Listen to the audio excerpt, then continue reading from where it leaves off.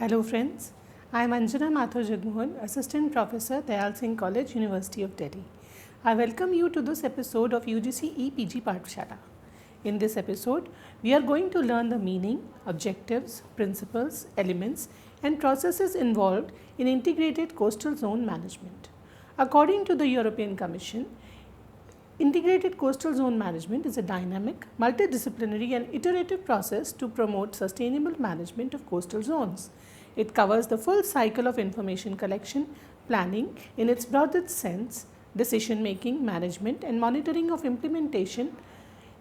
Integrated coastal zone management uses the informed participation and cooperation of all stakeholders to assess the societal goals in a given coastal area and to take action towards meeting these objectives. Integrated coastal zone management seeks over the long term to balance environmental, economic, social, cultural and recreational objectives, all within the limits set by the natural dynamics. The word integrated refers to the integration of objectives and also to the integration of many instruments needed to meet these objectives. It means integration of all relevant policy areas, sectors and levels of administration. It means integration of the terrestrial and marine components of the target territory in both time and space. According to ICOF, in its most general sense, the phrase coastal zone management could signify the public interest in managing anything and everything that goes on in the coastal zone. However, that area may be defined. In these terms, coastal zone management overlaps and includes everything that all governments already do or will do in the area. CampNet in 1989 defined integrated coastal zone management as a dynamic process in which a coordinated strategy is developed and implemented for the allocation of environmental, socio-cultural and institutional resources to achieve the conservation and sustainable multiple uses of coastal zone. The importance of the coastal zone and the need for management, the dynamic processes that occur within the coastal zones produce varied and industrial coast ecosystems which have been of great significance for human populations. Coastal margins are associated with only 8% of the world's surface area but provide 25% of the global productivity. Approximately 70% of the world's population inhabit the regions within the day's walk of the coast. Two-thirds of the world's cities occur on the coasts. The factors which push the need for integrated coastal zone management are as follows: high rates of population growth, poverty exacerbated by dwindling resources, degraded fisheries inhabited and lack of alternative livelihoods, large-scale, quick-profit commercial enterprises which degrade resources and conflict with the interests of the local people, lack of awareness about management for resource sustainability among local people and policy makers, lack of understanding of the economic contribution of the coastal resources to a society, lack of serious government follow-up in support and enforcement of conservation programs. Land-sea interactions. A major value of the integrated coastal zone management is that it addresses the land and sea simultaneously. Linkages between the dry side, which is land, and wet side, which is sea, of the coast then prevent sustainable development of coastal or marine resources without coordinated management. It is basic to coastal management to recognize how strongly activities on the land affect the condition of the sea. The sea is impacted by distant events that occur far inland. River discharges, banana plantations, deforestation, all may affect coastal ecosystems. Conversely, the sea strongly affects the land and intertidal areas. For example, pollution from tanker washings or property destruction from cyclonic storm, flooding and wave action. The countering natural defenses of the coastline, beaches, mangroves and coral reefs can be extremely important for protecting shorelines and coastal villages against storm waves and shore erosion. The objectives of integrated coastal zone management program are as follows.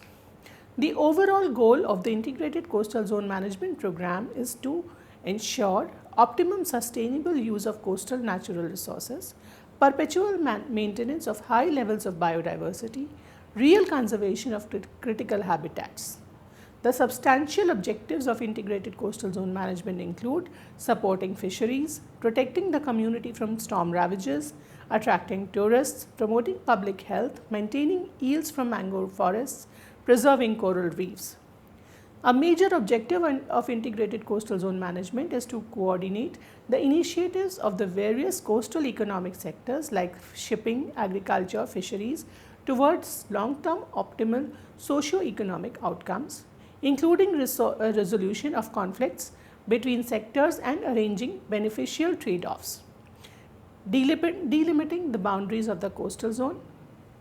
According to McCreary Sorensen, coastal zone is the interface of transition zone and especially that part of the land affected by its proximity to the ocean and that part of the ocean which is affected by its proximity to the land. Sisson and Nest have identified 5 main zones within the coastal zone. Inland areas which affect the oceans mainly via rivers and non-point sources of pollution. Coastal lands, wetlands, marshes and the areas where human activity is concentrated and directly affect the adjacent waters. Coastal waters, generally estuaries, lagoons and shallow waters where the effect of land-based activities are dominant. Offshore waters, mainly out to the edge of national jurisdiction. High seas, beyond the limit of national jurisdiction. The boundaries of the coastal zone depend on political, administrative, legal and ecological considerations. A narrow coastal zone could be appropriate if its purpose were to manage only the shoreline and intertidal areas. If watershed issues are of concern, then an inland extension is necessary. Likewise, if the issues extend far seaward, then the exclusive economic zone might be included. In the case of small island countries, the whole country might be defined as coastal zone. The development of the concept of integrated coastal zone management. This concept was born in 1992 during the Earth Summit of Rio de Janeiro. The specifics regarding integrated coastal zone management are set out in the proceedings of the summit within Agenda 21, Chapter 17. At present, almost all the signatory countries have their own coastal zone management programs, each designed according to their own needs, location and state of development. Countries of the Mediterranean, the European Union, Iran, New Zealand, Australia, Canada, many African nations and India have their own departments of coastal zone management. In India, integrated coastal zone management program is being implemented in Kerala, Andhra Pradesh, Tamil Nadu. India has also borrowed heavily from the Ramsar Convention, of which India is a signatory, to design its coastal zone management program. The concept of sustainability is important to succeed and to make the coastal zone management sustainable.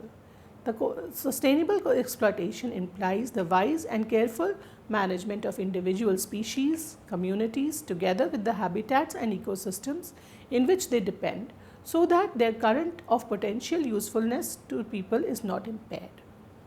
The principle and premises. Coastal zone management is based upon fundamental principles and all of which have to be followed earnestly. Principle 1. The coastal area is a unique resource system which requires special management and planning approaches. Principle 2. Water is the major integrating force in coastal resource systems. Principle 3. It is essential that the land and sea uses be planned and managed in combination. Principle 4. The edge of the sea is the focal point of coastal management programs. Principle 5. Coastal management boundaries should be issue-based and adaptive. Principle 6. A major emphasis of coastal resources management is to conserve common property resources. Principle 7. Prevention of damage from natural hazards and conservation of natural resources should be combined in integrated coastal zone management programs. Principle 8. All levels of government within a country must be involved in coastal management and planning. Principle 9.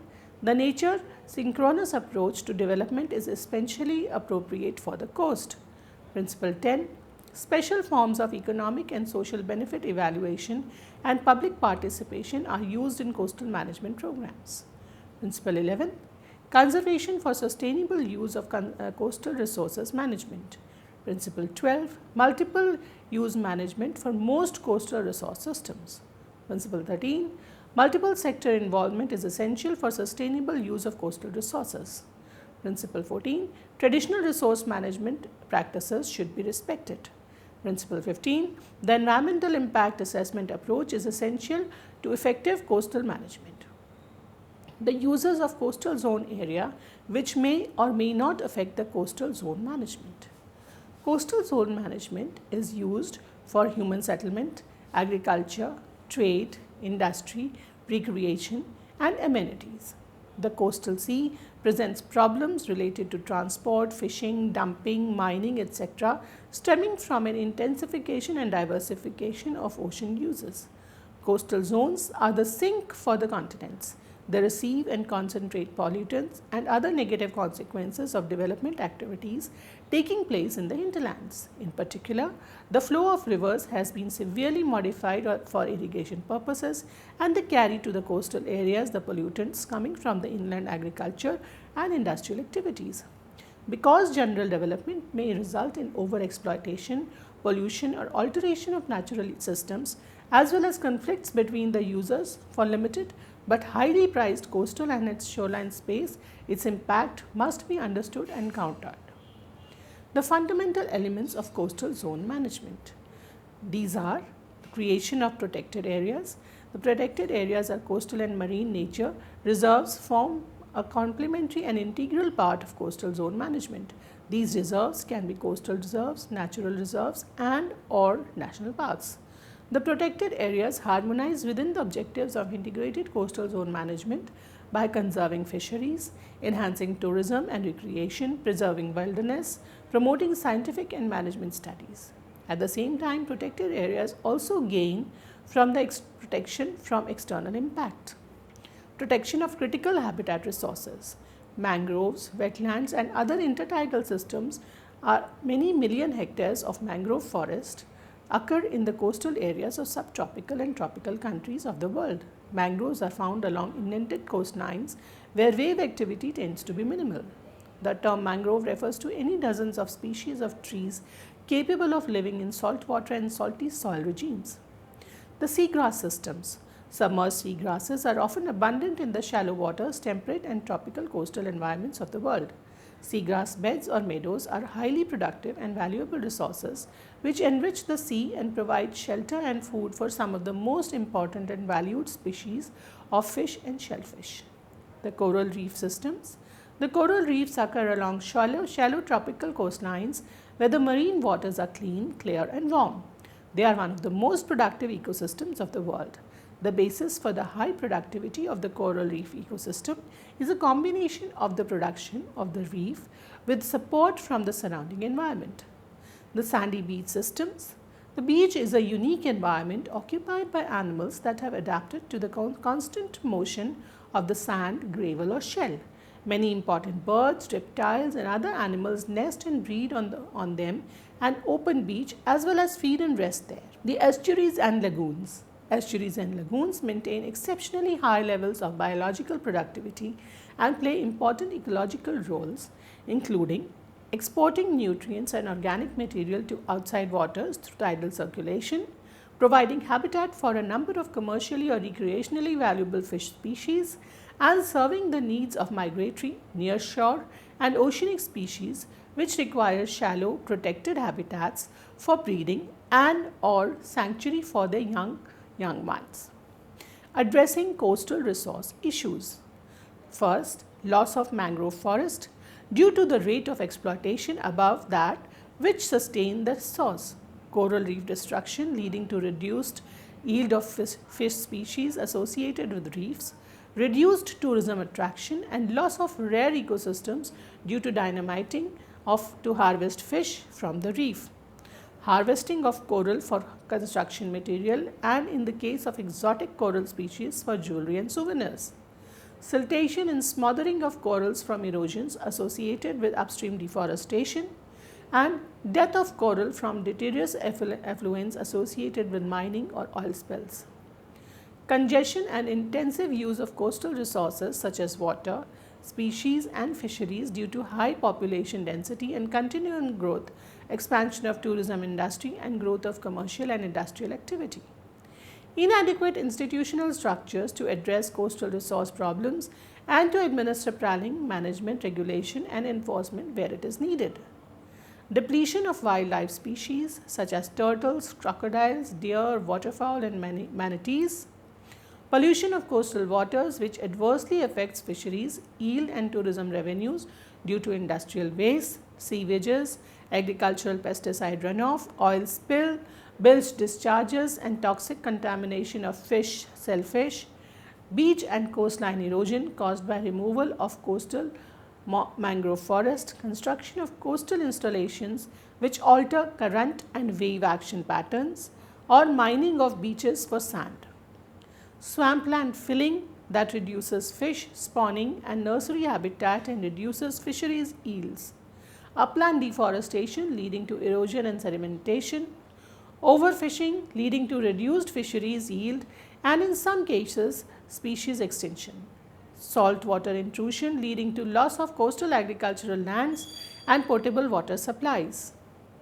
Regulating tourism practices and recreation considering the carrying capacity of the place, introducing visitor management methods, and seeking to maximize the total benefits to development while preserving the natural environments and improving the local cultural milieu upon which it depends. National security. Extensive security interests exist in the coastal zone and coastal seas because they are at the frontier, the border zone, where invasion or other negative activities might occur.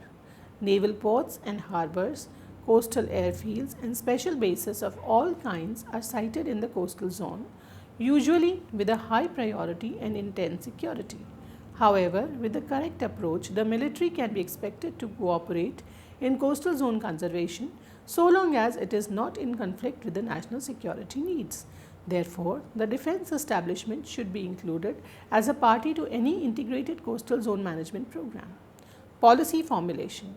Essential points of integrated coastal zone management program policy formulation are: no piecemeal approaches to coastal development, rather a balance between a variety of compatible uses to maximize economic and social benefits along with conservation and development.